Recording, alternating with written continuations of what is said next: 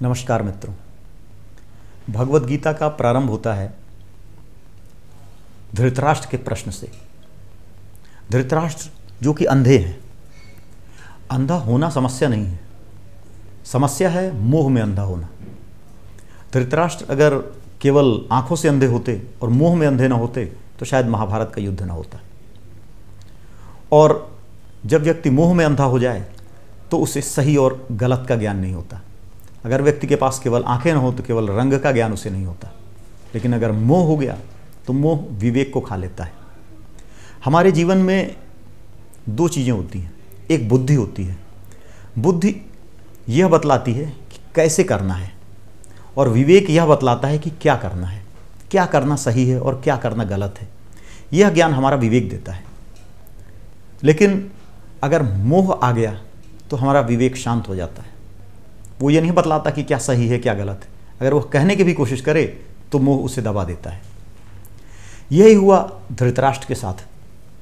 पुत्र मोह में इतने अंधे हो गए कि उन्हें अपने बेटे की गलतियां नहीं दिखी। वो पूछ रहे हैं संजय से, धर्म क्षेत्रे कुरुक्षेत्रे समवेता युयुत्सव मामकाह पांडवश्चैव किम अकुर्वत संजय। कि कुरुक्षेत्र धर्म क्षेत्र में मेरे और पांडु के पुत्रों ने क्या किया। दरअसल व्यक्ति जो अपने जीवन में नहीं कर पाता, जो इसकी इच्छा दबी रह जाती है, वो अपनी इच्छा वो अपने पुत्र के ऊपर लाद देता है। धृतराष्ट्र राजा बनना चाहते थे, वो अधिकार पांडु को मिल गया। कहीं ना कहीं उनके जीवन में राजा बनने का बहुत बड़ी इच्छा थी और वह इच्छा पूरी करने के लिए उन्होंने अपने पुत्र दुर्योधन को चुना। हमारे साथ भी यही होता है। हम अपनी दबी हुई इच्छाओं को पूरा करने के लिए अपने पुत्र को चुन लेते हैं, अपना उत्तराधिकारी चुन लेते हैं कि हम जीवन में शायद आईएएस नहीं बन पाए तो बेटा बन जाए, हम क्रिकेटर नहीं बन पाए तो बेटा बन जाए। हम कुछ भी जो नहीं कर पाए वो अपने पुत्र के लिए करना चाहते हैं।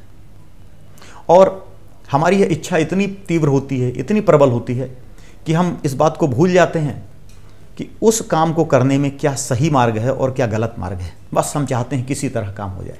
समस्या यहीं खड़ी होती है।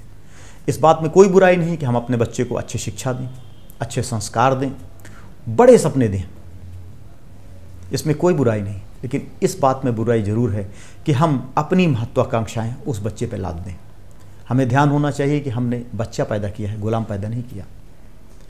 और जब हम अपनी इच्छाएं अपने बच्चे पर लादना प्रारंभ करते हैं तो न केवल समस्या हमारे लिए होती है, समस्या उस बच्चे के लिए होती है। हो सकता है कि वो बच्चा वो करने के लिए बना ही ना हो जो हम सोच रहे हैं। अगर एक माँ बाप बच्चे को फुटबॉलर बनाना चाहते हैं, बाप फुटबॉलर बनाना चाहे, हो सकता है बच्चा फुटबॉल खेलने के लिए बना ही ना हो, वो कविता के लिए बना हो, लेकिन उसको फुटबॉल में लगा दिया गया, उसको उस काम में लगा दिया गया। यहाँ से जीवन की समस्या प्रारंभ होती है।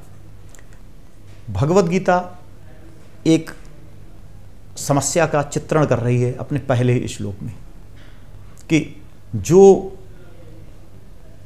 गलत कर दिया गया है उसको रोकना होगा। आज अगर आप अपने जीवन में अपने बच्चों से अपनी इच्छाओं को पूरा करवा रहे हैं तो उस पर विचार करना है, उसको रोकना है और आपको एसेस करना है। न्यूट्रल एक असेसमेंट होना चाहिए कि हमारा बच्चा वो काम कर सकता है या हमारा बच्चा वो काम नहीं कर सकता। यही बात अगर धृतराष्ट्र समझ जाते और दुर्योधन को रोक लेते। दुर्योधन वह अहंकार है। हम अपने जीवन में अपने अहंकार को पालते हैं, पोसते हैं, बड़ा करते हैं, ईगो। और एक दिन वह ईगो इतना बड़ा हो जाता है कि वह हमारे अपने हाथ से बाहर निकल जाता है। वही हमारे पुत्र के साथ होता है। हम आज वर्तमान में देखें, जीवन में बहुत सारे लोग ऐसे हैं। हम पॉलिटिशियंस देख लें, एक्टर्स देख लें, जो सक्सेसफुल लोगों की संतानें हैं। और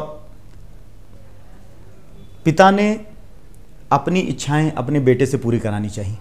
कई क्रिकेटर आए जो असफल हो गए, राजनेता हैं कुछ जो असफल हैं, कुछ फिल्म एक्टर हैं जो असफल हैं। अगर उनको उनकी इच्छा के हिसाब से, उनकी प्रकृति के हिसाब से कार्य करने और उनको चुनने की स्वतंत्रता दी गई होती तो वो सफल होते। हमें भी ये देखना है कि हम क्या करने के लिए बने हुए हैं, पुत्र को ही देखना है कि उसकी अपनी इच्छा क्या है, उसको समझना पड़ेगा कि उसके जीवन का उद्देश्य क्या है, वो क्यों पैदा हुआ है, वो क्या करने के लिए बना है, किस चीज़ से उसको खुशी मिलती है। वो उस चीज़ को ना करे, उसी चीज़ को करे जिसके लिए वो पैदा हुआ है, ना कि अपनी पिता की मोह में पड़कर अपनी पिता की इच्छा को पूरा करने का प्रयास करे। अगर वह ऐसा करेगा तो खुद तो दुखी रहेगा ही, क्योंकि अगर एक व्यक्ति मैथ्स पढ़ने के लिए नहीं बना, कविता के लिए बना है, वो कितना ही मैथ्स पढ़ ले वह सफल हो जाएगा, वो खुद भी दुखी रहेगा और अपने पिता को भी दुखी करेगा। तो भगवद गीता का जो पहला श्लोक है जिसमें पूछ रहे हैं धृतराष्ट्र कि युद्ध क्षेत्र और कुरुक्षेत्र में क्या किया, ये बड़ा इंपॉर्टेंट है, क्योंकि जो मोह से ग्रस्त पिता है उसको पता है कि मेरा पुत्र उसके लिए नहीं बना है, और बड़ा उसको जानना जरूरी है। बड़ी उत्सुकता है कि भाई जो मैंने पुत्र को सिखाया है, पढ़ाया है, बताया है, जो उसके मैंने ईगो को पोषण दिया है, उसकी क्या पोजीशन है, उसने क्या किया, वो युद्ध हार रहा है, जीत रहा है, वहाँ क्या हो रहा है, मुझे बतलाओ। ये हमारे साथ होता है, जहाँ हमारी वासनाएं जुड़ जाती हैं, जहाँ हमारी इच्छाएं जुड़ जाती हैं, वहाँ हम ज़रूरत से ज़्यादा उतारू हो जाते हैं। हमें कितने ही अजीज कोई क्यों ना हो, हमें एक न्यूट्रलिटी मेंटेन करनी चाहिए, हमें एक निष्कामता मेंटेन करनी चाहिए। हमारा पुत्र ही क्यों ना हो, हमें हर व्यक्ति के लिए जीवन में न्यूट्रल होना चाहिए, तभी हम अच्छे गुण उसको दे सकते हैं। अच्छे गुण तभी दिए जा सकते हैं जब आप उसको अपने जीवन में उतारो। एक बच्चा अपने माँ बाप के कर्मों से सीखता है, उनकी बातों से नहीं सीखता, भाषण से सीखता नहीं है, उसके कर्मों को देखकर वह सीखता है। तो भगवद गीता का पहला उद्देश्य, पहला श्लोक हमारे जीवन में बहुत बड़ा संदेश लेकर आता है कि किस तरह अगली पीढ़ी पर को हम संदेश दें, किस तरह हम अपने जीवन की इच्छाओं को अगली पीढ़ी पर न ला दें। दूसरी बात यह बतलाता है अगली पीढ़ी को कि उसे खुद को पहचानना है, वह केवल अपनी माता पिता की इच्छाओं की, वासनाओं की, आकांक्षाओं की पूर्ति के लिए नहीं है, बल्कि वह खुद एक स्वतंत्र रूप में जन्मा है और उसके अपने कर्तव्य हैं, उसको अपने आप को एसेस करना है और अपने समाज में अपने लिए जरूरी स्थान ढूंढना है। उसके बाद उसे आगे बढ़ना है, तभी वह आगे बढ़ सकेगा। तो भगवद गीता का पहला श्लोक है जो कि हमें ये बतलाता है कि किस तरह हमें जीवन जीना है।